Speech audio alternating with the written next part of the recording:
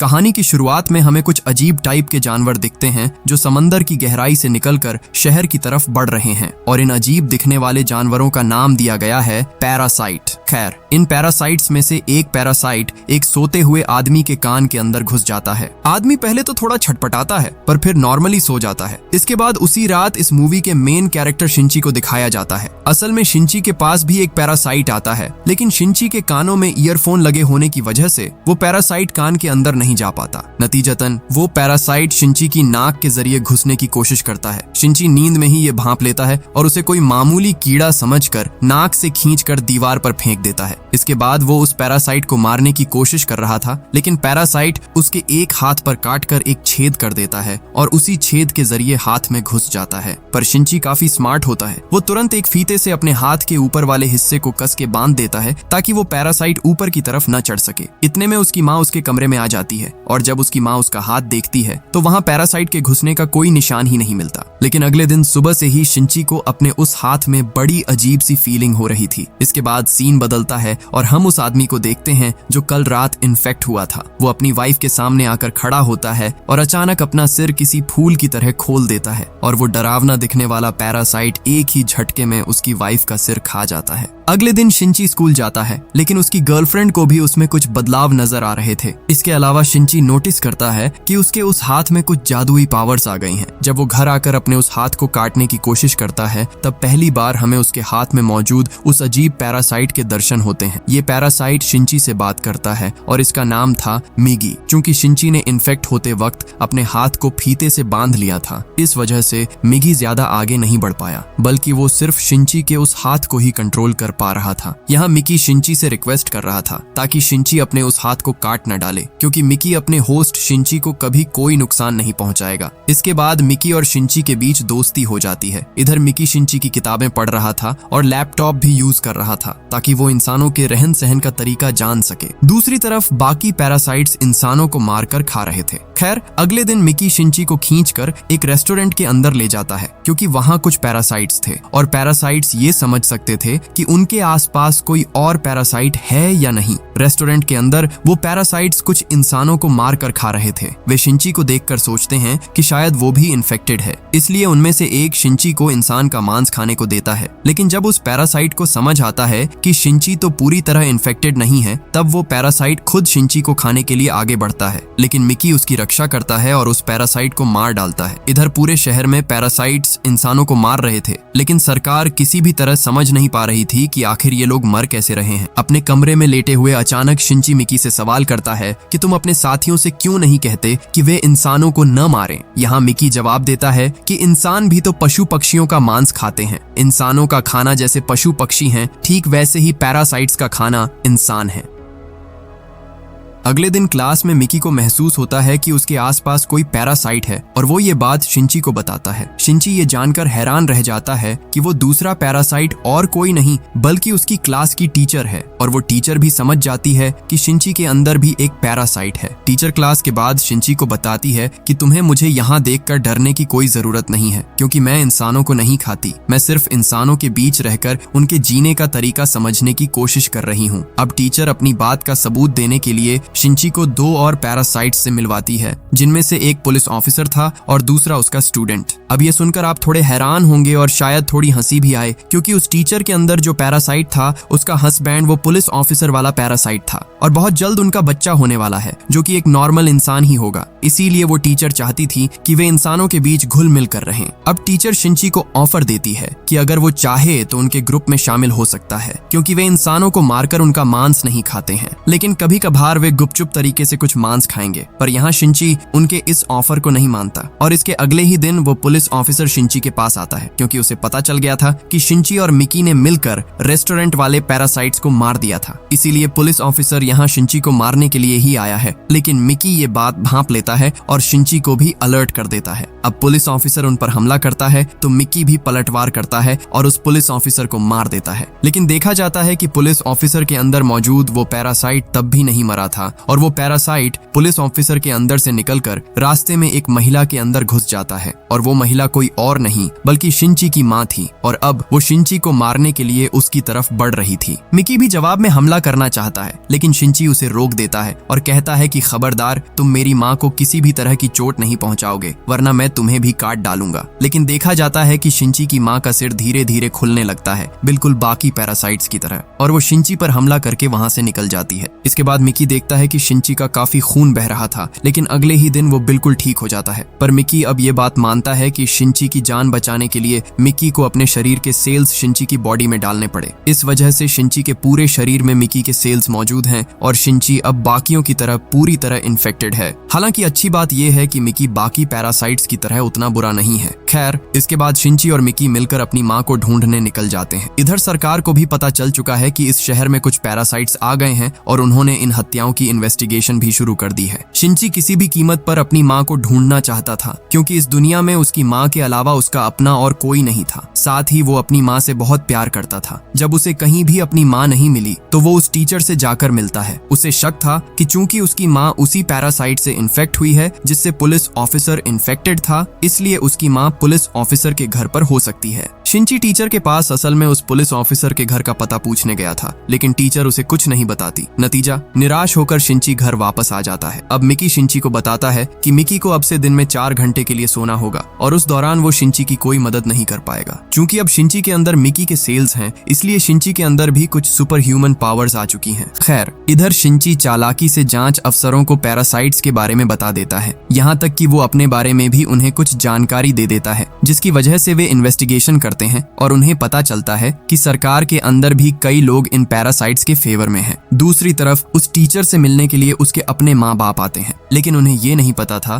कि उनकी बेटी अब उनकी बेटी नहीं रही बल्कि उसके अंदर एक पैरासाइट रह रहा है और वहाँ वो टीचर रूपी पैरासाइट अपने ही माँ बाप का खून कर देती है। यहाँ हमें एक बात समझ आती है कि ये पैरासाइट्स नहीं चाहते थे कि किसी भी तरह बाहर के लोगों को पता चले कि उनके अंदर पैरासाइट है क्योंकि इससे उनकी जान को खतरा हो सकता था। अगले दिन स्कूल में शिंची देखता है कि टीचर का वो पैरासाइट वाला स्टूडेंट स्कूल में ड्राइंग टीचर के तौर पर ज्वाइन कर चुका है। वो वहाँ शिंची के साथ धीरे धीरे दोस्ती करने का नाटक कर रहा था लेकिन आहिस्ता सभी स्टूडेंट्स को पता चल जाता है कि टीचर एक पैरासाइट है। इस वजह से वो सभी स्टूडेंट्स पर हमला कर देता है और कई स्टूडेंट्स को मार भी देता है। इसके बाद उसकी नजर शिंची की गर्लफ्रेंड पर पड़ती है। वो उसे मारने ही वाला था कि तभी शिंची वहाँ आ जाता है और अपनी गर्लफ्रेंड को बचाकर वहाँ से ले आता है। इधर वो लेडी टीचर स्कूल की उस बिल्डिंग को ब्लास्ट कर देती है क्योंकि उसे लगा था कि इससे ड्राइंग टीचर के साथ साथ कुछ खराब पैरासाइट्स और गवाह भी मारे जाएंगे। लेकिन इस धमाके में भी वो ड्राइंग टीचर वाला पैरासाइट नहीं मरता, उल्टा वो वहाँ जांच के लिए आए अफसरों को भी मार देता है। इधर शिंची दूसरी छत पर जाकर एक तीर की मदद से उस पैरासाइट को मार गिराता है। इसके बाद शिंची फिर से उस लेडी टीचर के पास जाता है और पुलिस ऑफिसर का पता पूछता है। तब वो टीचर उसे वो पता दे देती है। यहाँ शिंची का अंदाजा बिल्कुल सही था, उसकी माँ उसी पुलिस ऑफिसर के घर पर थी। यहाँ भी शिंची अपनी माँ को किसी तरह समझाने की कोशिश कर रहा था कि वो उसके पास वापस आ जाए। वो अपनी माँ को किसी भी तरह चोट नहीं पहुंचाना चाहता था लेकिन एक मोड़ पर उसे महसूस होता है कि उसकी माँ तो बहुत पहले ही मर चुकी है और अब उसके सामने जो है वो सिर्फ एक पैरासाइट है जिसने उसकी माँ की बॉडी को कंट्रोल कर रखा है। पर यहाँ दिक्कत ये थी कि अब मिकी के सोने का वक्त हो चुका था और इस वजह से शिंची को अकेले ही अपनी माँ से लड़ना पड़ता है। यहाँ शिंची किसी तरह अपनी माँ के अंदर मौजूद पैरासाइट का गला काट देता है जिससे उस पैरासाइट के साथ साथ उसकी माँ की भी मौत हो जाती है। अब हम देखते हैं कि शहर के कमिश्नर चुनाव में वही आदमी जीत जाता है जो पैरासाइट्स के फेवर में था, यानी अब शहर का मेयर पूरी तरह पैरासाइट्स के पक्ष में है। इसके बाद शिंची अपनी गर्लफ्रेंड से मिलने हॉस्पिटल जाता है जहां वो मिगी को बताता है कि अब से वो एक एक करके सभी पैरासाइट्स को मार डालेगा। उसी वक्त हमें दिखता है कि कोई उस पर नजर रख रहा है। असल में वो एक जासूस था जो शिंची की कुछ तस्वीरें खींच लेता है।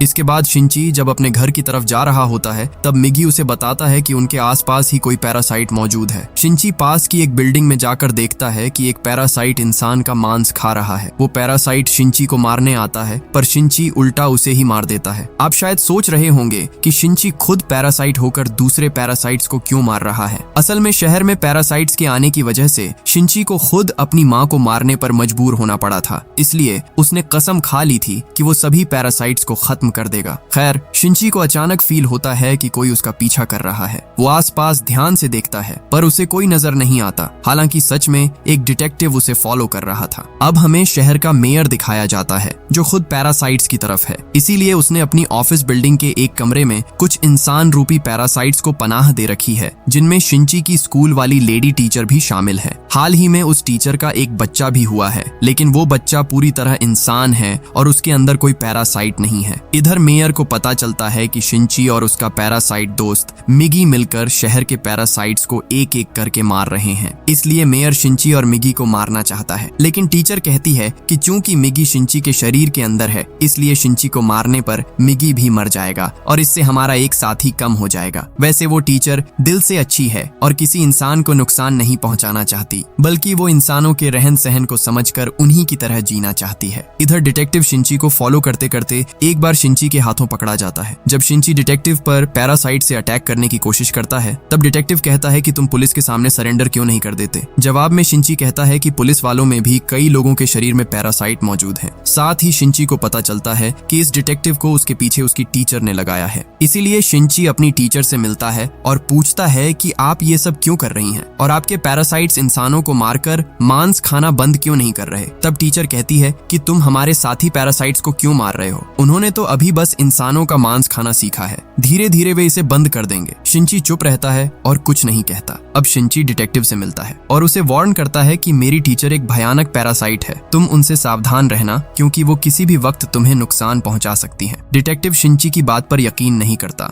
इसलिए इस बात को जांचने के लिए वो मेयर से डिस्कस करता है और मेयर के ऑफिस रूम में एक वॉइस रिकॉर्डर लगा देता है। मेयर ये बात समझ जाता है और चूंकि मेयर खुद पैरासा दूसरी तरफ मिगी शिंची को बताता है कि तुम्हें मारने के लिए 5 पैरासाइट्स तुम्हारी तरफ बढ़ रहे हैं। इसके बाद देखा जाता है कि 5 पैरासाइट्स को अपने अंदर लिए हुए एक शख्स शिंची को मारने आता है। पहले तो मिगी अकेला ही उस शख्स से लड़ता है और लड़ाई के आखिर में उसका सिर काट देता है, लेकिन चूंकि उस आदमी के अंदर 5 पैरासाइट्स थे, इसलिए उनमें से दूसरे पैरासाइट ने उसका सिर फिर से रीजनरेट कर लिया। इधर टीचर मेयर से कहती है कि मेरे मना करने के बावजूद तुमने शिंची और डिटेक्टिव को मारने के लिए पैरासाइट क्यों भेजे। उसकी ऐसी बातें सुनकर मेयर समझ जाता है कि मां बनने के बाद से टीचर के अंदर इंसानों जैसे इमोशंस आने लगे हैं। इसलिए आगे चलकर मेयर उस टीचर को भी मारने के लिए 3 पैरासाइट्स भेजता है। चूंकि टीचर खुद एक पैरासाइट है, इसलिए वो ये भांप लेती है और चालाकी से उन तीनों को गाड़ी की पार्किंग में ले जाकर अकेले ही खत्म कर देती है। लेकिन वो घर लौटकर काफी घबरा जाती है क्योंकि उसका बच्चा पालने में नहीं था। पालने में उसे एक चिट्ठी मिलती है जिसमें लिखा था कि तुम्हारा बच्चा अब मेरे पास है और अगर तुम उसे जिंदा वापस चाहती हो तो अभी ब्रिज पर आओ। असल में टीचर के बच्चे को उस डिटेक्टिव ने चोरी किया था। चूंकि डिटेक्टिव की बेटी को एक पैरासाइट ने मारा था, इसलिए डिटेक्टिव को लगा कि उसकी बेटी को टीचर ने ही मारा है। वो टीचर के बच्चे को मारकर अपनी बेटी की मौत का बदला लेना चाहता था। डिटेक्टिव फोन पर टीचर को यह सब बताता है तो टीचर शिंची को साथ लेकर तुरंत उस ब्रिज पर पहुंचती है। तभी शिंची डिटेक्टिव से कहता है कि इस बच्चे को मारकर तुम्हें क्या मिलेगा, इसके अंदर कोई पैरासाइट नहीं है, ये बिल्कुल हमारी तरह एक इंसान है और एकदम बेगुनाह है। इधर मेयर के ऑफिस के सामने बहुत सी पुलिस आ जाती है और उसे घेर लेती है क्योंकि उन्हें पता चल गया था कि मेयर ने अपने ऑफिस में कई पैरासाइट्स को छुपा रखा है। इसके बाद पुलिस फोर्स मेयर के ऑफिस से सबको एक एक करके बाहर निकालती है और स्कैनर मशीन से चेक करने लगती है। वहाँ एक सीरियल किलर को भी लाया जाता है ताकि वो पहचान सके कि कौन पैरासाइट है और कौन इंसान। वहाँ जिन भी पैरासाइट्स की पहचान हो रही थी, पुलिस उन्हें तुरंत गोली मारकर खत्म कर रही थी। इधर मेयर एक कॉन्फ्रेंस रूम में आकर स्पीच दे रहा था और अपनी बातों में कहता है कि असली मॉन्स्टर तो इंसान है जो बिना किसी वजह के पैरासाइट्स को मार रहे हैं। ये सुनकर वहाँ मौजूद पूरी पुलिस फोर्स उसे गोलियों से भून देती है और वो मर जाता है। ये देखकर वो सीरियल किलर कहता है कि वो तो इंसान थे, कोई पैरासाइट नहीं थे। और जैसे ही वो पीछे मुड़कर देखते हैं, 5 पैरासाइट्स को अपने अंदर समेटे हुए वो शख्स वहाँ आ जाता है। पुलिस उस पर गोलियां चलाती है पर उसे कुछ नहीं होता। इधर डिटेक्टिव टीचर के बच्चे को नीचे फेंकने वाला था। ये देखकर टीचर के पास अपने बच्चे को बचाने का और कोई रास्ता नहीं बचता, इसलिए वो वहाँ पैरासाइट का रूप ले लेती है। वो पैरासाइट वाला हाथ निकालकर डिटेक्टिव के सीने के पार कर देती है और अपने बच्चे को वापस ले लेती है। डिटेक्टिव वहीं दम तोड़ देता है। ये नजारा वहाँ मौजूद सभी लोग देख लेते हैं और उन्हें समझ आ जाता है कि ये टीचर असल में एक पैरासाइट है। वहाँ मौजूद पुलिस टीचर पर गोलियां चलाने लगती है और टीचर समझ जाती है कि अब उसका बचना मुश्किल है, इसलिए वो अपना बच्चा शिंची के हाथों में सौंप देती है और वहीं उसकी मौत हो जाती है। इसके बाद पुलिस शिंची को इन्वेस्टिगेशन के लिए थाने ले जा रही थी। तभी अचानक एक पुलिस ऑफिसर को खबर मिलती है कि 5 पैरासाइट्स वाले उस शख्स ने मेयर वाली जगह पर सभी पुलिस और आर्मी वालों को मार दिया है। इसलिए वो ऑफिसर और शिंची उस जगह के लिए निकलते हैं। तभी रास्ते में गाड़ी से जाते वक्त वो पैरासाइट अचानक शिंची पर हमला कर देता है, जिससे शिंची की गाड़ी का एक्सीडेंट हो जाता है। गाड़ी में धमाका तो होता है पर शिंची को ज्यादा चोट नहीं आती। इसके बाद शिंची भागकर जंगल की तरफ जाता है। जंगल में पहुंचकर शिंची मिगी से कहता है कि जब तक तुम मेरे शरीर से जुड़े रहोगे तब तक वो पैरासाइट हमें आसानी से ढूंढ लेगा, इसीलिए मैं तुमसे रिक्वेस्ट करता हूँ कि तुम मेरे शरीर से अलग हो जाओ। मिगी अपनी दोस्ती का वास्ता देते हुए उसके शरीर से बाहर आता है, यानी शिंची अपना हाथ काट कर मिगी को खुद से अलग कर देता है। ठीक उसी वक्त वो खतरनाक पैरासाइट वहां पहुंच जाता है। मिगी अकेले ही उससे लड़ता है पर आखिर में वो लड़ाई हार जाता है और मारा जाता है। ये देखकर शिंची को बहुत दुख होता है। वो किसी तरह खुद को बचाकर अपने एक दोस्त के घर आता है, जहां उसका दोस्त उसकी बहुत देखभाल करता है और वो जल्दी ही ठीक हो जाता है। एक सुबह शिंची अचानक नोटिस करता है कि उसके कटे हुए हाथ पर मिगी दोबारा ग्रो हो गया है। इसकी वजह ये थी कि जब शिंची की माँ के शरीर वाले पैरासाइट ने शिंची पर हमला किया था और शिंची मर गया था, तब मिगी ने अपने सेल्स देकर शिंची को जिंदा किया था। इसलिए मिगी भले ही शिंची के शरीर से बाहर निकल गया था पर उसके सेल्स शिंची की बॉडी में होने की वजह से मिगी का अंश हमेशा उसके अंदर ही रहेगा। अब शिंची सोचता है कि चूंकि मिगी उसके शरीर में फिर से आ गया है, इसीलिए वो बड़ा पैरासाइट उसे आसानी से ढूंढ लेगा और इससे उसके दोस्त की जान को भी खतरा हो सकता है। इसीलिए शिंची अपने दोस्त को बाएं बोलकर वहां से तुरंत निकल जाता है, लेकिन रास्ते में वही पैरासाइट उसे पकड़कर एक फैक्ट्री में ले जाता है। वहां वो पैरासाइट शिंची पर हमला करता है तो शिंची फैक्ट्री में पड़ी एक पुरानी लोहे की रॉड उस पैरासाइट के पेट में घुसा देता है, पर इससे उस पैरासाइट को कुछ नहीं होता। उल्टा वो कहता है कि शिंची तुम मुझे नहीं मार सकते, बल्कि अब मैं तुम्हें खत्म कर दूंगा और हम सब पैरासाइट्स मिलकर इस शहर पर राज करेंगे। जैसे ही वो शिंची को मारने बढ़ता है तभी मिगी शिंची के शरीर में फिर से जाग उठता है और उस बड़े पैरासाइट को रोक देता है। मिगी उस रॉड को और गहराई से उसके पेट में घुसा देता है, जिससे वो बड़ा पैरासाइट तड़पने लगता है। मिगी शिंची को बताता है कि तुमने जो रॉड उसके पेट में डाली है उसमें काफी केमिकल्स थे, जिसकी वजह से उसकी बॉडी में रिएक्शन होने लगा है और अब कोई भी पैरासाइट उस शरीर में नहीं टिक पाएगा। देखते ही देखते सारे पैरासाइट उस आदमी के जिस्म से बाहर निकल जाते हैं और उस आदमी का कंकाल बड़ी भयानक हालत में नीचे गिर जाता है। इसके बाद शिंची उस कंकाल को उठाकर नीचे जल रही आग में फेंक देता है, जिससे वो आदमी और वो सारे पैरासाइट्स खत्म हो जाते हैं। काफी दिनों बाद जब सब कुछ नॉर्मल हो जाता है तब मिगी शिंची से कहता है कि इस दुनिया में अब मेरे अलावा और कोई पैरासाइट जिंदा नहीं बचा है, इसलिए हमारा इस तरह साथ रहना ठीक नहीं है और मैंने फैसला किया है कि मैं तुम्हारे शरीर से अलग हो जाऊंगा। शिंची उसे मना करता है और कहता है कि तुम जिंदगी भर मेरे शरीर में एक दोस्त की तरह बने रहो, लेकिन मिगी शिंची के शरीर से अलग हो जाता है। इससे शिंची बहुत दुखी होता है और मिगी को याद करने लगता है और यहीं पर यह कहानी खत्म हो जाती है।